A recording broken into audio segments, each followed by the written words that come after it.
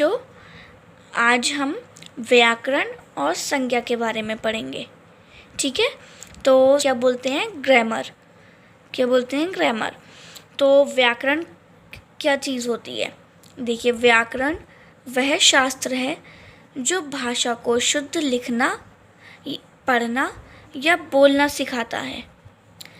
व्याकरण, फिर से बोलते हैं, व्याकरण वह शास्त्र है जो भाषा को शुद्ध लिखना, पढ़ना या बोलना सिखाता है। इसका मतलब जो भी हम चीज़ें बोलते हैं, पढ़ते हैं और लिखते हैं, उनको शुद्ध रूप में, शुद्ध मतलब कि सही करके लिखना हमें किसके द्वारा सिखाया जाता है? व्याकरण के द्वारा।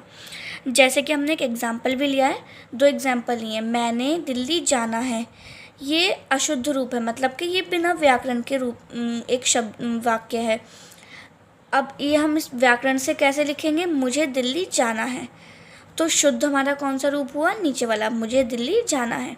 ऐसे ही हम हिंदी पढ़ रहा हूँ, ये तो गलत है। अब हम व्याकरण से इसको कैसे लिखते हैं? हम हिंदी पढ़ रहे हैं।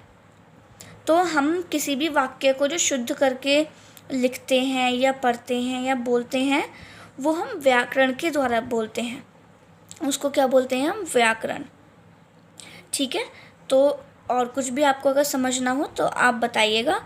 नेक्स्ट हमारा टॉपिक आता है संज्ञा।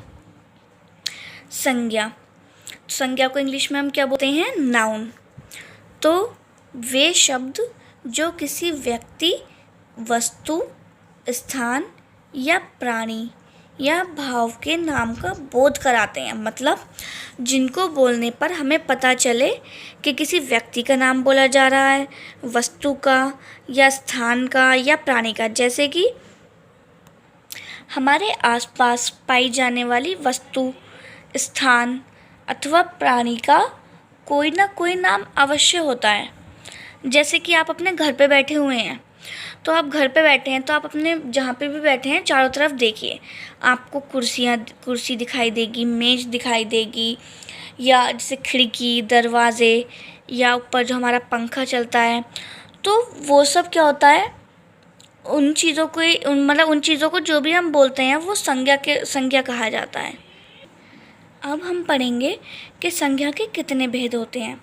तो संज्ञा के 3 भेद होते हैं, मतलब कि 3 प्रकार के होते हैं। जैसे कि व्यक्तिवाचक संज्ञा, जातिवाचक संज्ञा और भाववाचक संज्ञा।